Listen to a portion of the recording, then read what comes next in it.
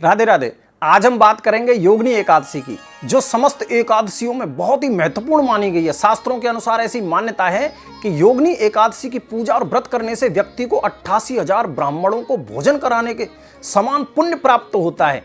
इसलिए इस व्रत को कैसे रखना चाहिए, कौन सी इसकी विधि है, कौन कौन से नियम है और इस दिन क्या हम उपाय कर सकते हैं, ऐसा कौन सा काम कर सकते हैं जिससे हमारी मनोकामनाएं पूर्ण हो।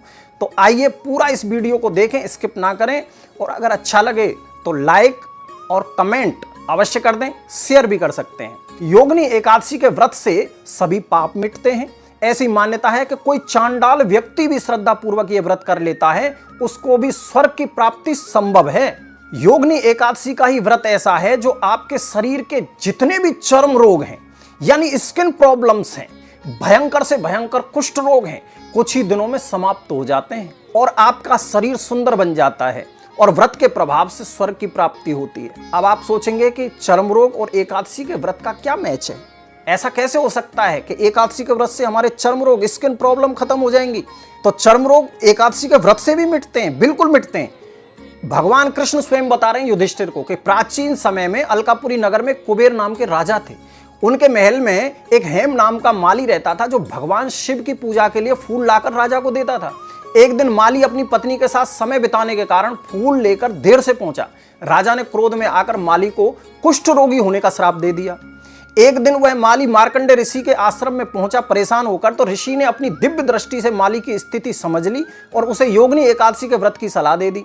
योगिनी एकादशी के व्रत के प्रभाव से माली का चर्म रोग पूरी तरह ठीक हो गया, कोढ़ उसका ठीक हो गया और अंत में उसे स्वर्ग की प्राप्ति हुई।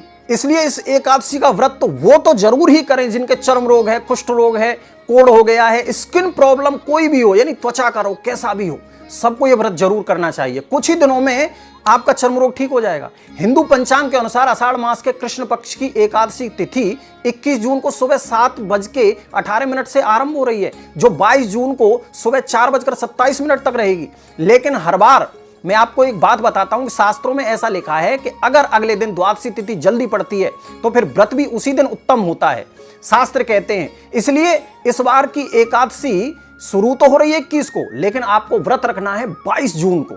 यही आपको श्रेष्ठ फल प्रदान करेगा। व्रत का पारण अगले दिन सूर्योदय के पश्चात ही करें और 8:15 बजे तक कर ही लें। अब इस एकादशी की विधि समझ लीजिए। जिस दिन आप व्रत रखें उस दिन सुबह जल्दी उठ जाएं, अपने स्नान के जल में थोड़ा सा गंगा जल मिलाकर ही स्नान करें, फिर भगवान की विधिवत पूजा करें, भगवान को फूल फल अर्पित करें, श्रद्धा के साथ आरती करें।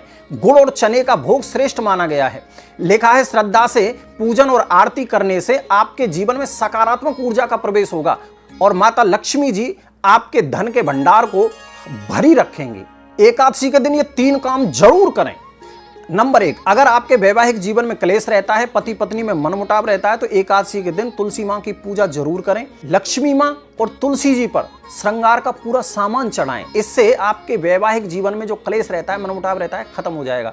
नंबर 2, अगर आपकी आर्थिक स्थिति अच्छी नहीं चल रही है तो एक पान के पत्ते पर ओम विष्णवे नमः लिखकर भगवान के चरणों में चढ़ा दें और अगले दिन इस पत्ते को पीले वस्त्र में लपेटकर पैसे वाले, जहां आप पैसे रखते हैं, धन रखते हैं, वहां पे रख दें। इससे आपकी आर्थिक स्थिति सुधर जाएगी। नंबर 3, एकादशी के दिन पीपल के वृक्ष के नीचे घी का दीपक जरूर जलाएं, 11 परिक्रमा करें। इससे भगवान विष्णु और मां लक्ष्मी जी का आशीर्वाद आपको मिलेगा और घर की दरिद्रता भाग जाएगी। अगर आपको यह वीडियो पसंद आया हो तो कृपया लाइक अवश्य करें और राधे राधे कमेंट में अवश्य लिखें और इस वीडियो को शेयर अवश्य करें।